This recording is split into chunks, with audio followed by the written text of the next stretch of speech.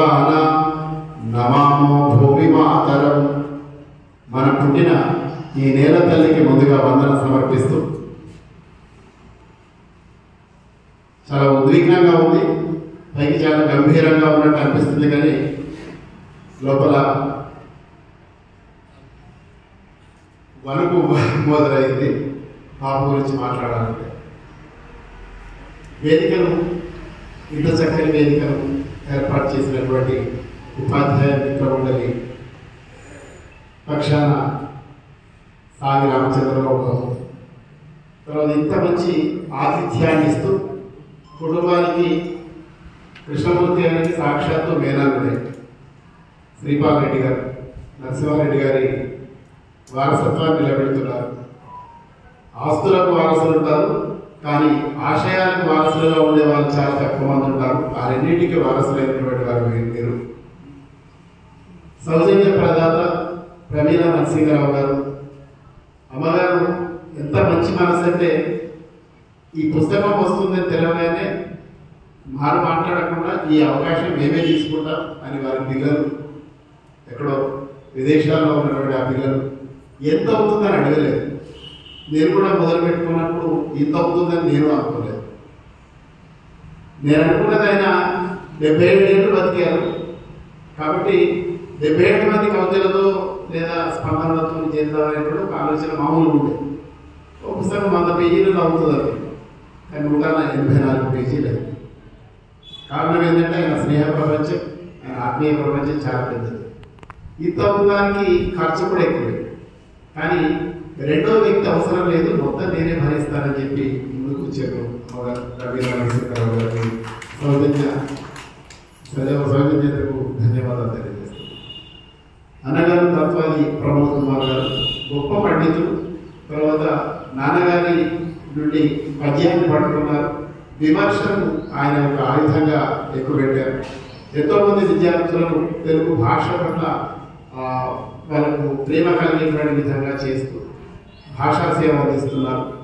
వారి జీవితంలో ఎన్నో మంచి పనులు చేసినప్పటికీ చిరస్థాయిగా ఎప్పటికీ నిలిచి ఉండేటువంటిది ఏంటంటే రామాయణ కల్పవృక్షం అనేటువంటి కావ్యానికి ఆయన గండలక్ష్మణరావు గారు వ్యాఖ్యానం అందిస్తే, గాజుల రవీందర్ గారు తర్వాత మిగతా తెలుగు పద్య కవిత సదస్సుని అందరూ నిర్వహిస్తే దానికి ఆది బీజం వేసినటువంటి వారు తత్వాది ప్రమోద్ కుమార్ గారు. వారి అందించినటువంటి సమీక్షకు ధన్యవాదాలు. అలాగే వేదిక మీద ఉన్నటువంటి పెద్దలు కెఎస్ అనంతాచార్య గారు. ఇక్కడ ఉపాధ్యాయ మిత్రమండలి అంటున్నా కానీ ఈ కార్యక్రమం మొత్తం నిర్వహించింది 4. ఒకటి ఉపాధ్యాయ మిత్రమండలి, రెండవది అక్కడ పద్య కవితా సదస్సు. పద్య కవితా సదస్సుకు అధ్యక్షుడిగా రామ వెంకట శర్మ గారు ఉన్నారు. ప్రధాన కార్యదర్శిగా రాజా రామ్మోహన్ శర్మ గారు ఉన్నారు. నాగేశ్వర్ గారు ఆయన వంశానికి వారసులైతే, వాళ్ళ కొడుకైతే ఆయన సాహిత్యంలో ఆయన కొడుకులు ఈ ఇద్దరు, రామ వెంకట శర్మ, రాజా రామ్మోహన్ శర్మ. వారిద్దరు కూడా ఇప్పుడు తెలుగు పద్య కవిత సదస్సు నిర్వహిస్తున్నారు. అంతేకాదు ఇలాంటి కార్యక్రమాన్ని కూడా రూపకల్పన చేసింది వారిద్దరికి.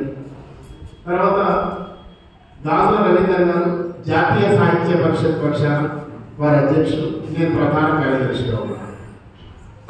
ఇక కెఎస్ అనంతాచార్య గారు, మాణిశెట్టి గోపాల్ గారు అధ్యక్ష కార్యదర్శిగా ఉంటే మొదటి నుంచి మాట్లాడుతున్నటువంటిది అంతా కూడా నంది శ్రీనివాస గారు సేకరించాలని చెప్పి చాలా మంది అంటున్నారు. కానీ అసలు ఈ ఆలోచన ఏంటంటే, నేను గాజుల రవీందర్ గారు వాకింగ్ చేస్తూ ఉండగా పొద్దున పూట ఆయన చెప్పిండు, అనంతాచార్య ఫోన్ చేసిండు, ఆయన గురించి ఒక పుస్తకం తీసుకొస్తే బాగుంటుందని చెప్పిండు ఆయన అన్నాడు.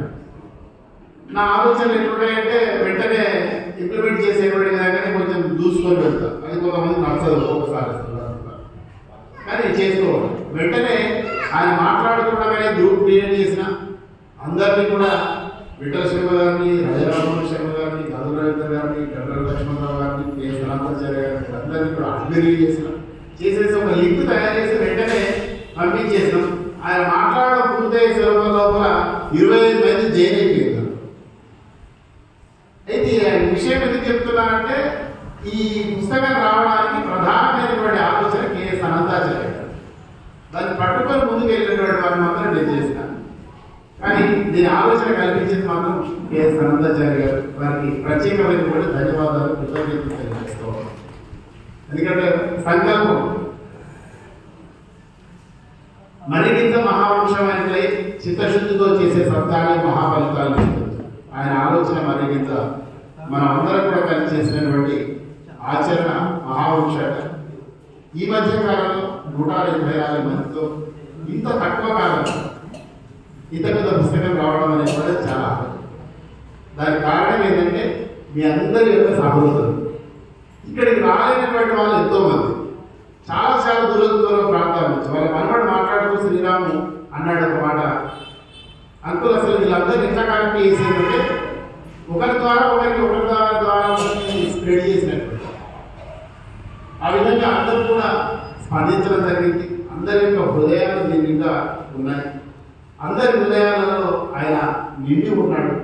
అలాంటి మహానుభావునికి మనం ఇచ్చేటువంటి నివాళి ఇదే. వారి పేరు చిరస్థాయిగా ఉండేటువంటి విధంగా మనం చేయాల్సినటువంటి అవసరం ఉంది. సోదరుడు అనంతన్న చెప్పినటువంటి విధంగా తప్పనిసరిగా ప్రతి ఏటా ఒక పద్యకానికి ఒక పురస్కారం ఇచ్చేటువంటి విధంగా ఆలోచన చేయాల్సిన అవసరం ఉంది. అందులో శ్రీపాదరెడ్డి గారు కృష్ణమూర్తి గారికి కుటుంబ సభ్యులు, వారి మేనల్ని మామాని పిలుచుకుంటారు. తర్వాత సాగి రామచంద్రరావు గారు లాంటి మిత్రులు ఉన్నారు, బావిగారు భూపతి రెడ్డి గారు లాంటి మిత్రులు ఉన్నారు. వీళ్ళందరూ కూడా అనుకుంటే చాలా చిన్నప్పుడు. కానీ సూచన ఏంటంటే నిర్వహించడానికి మేము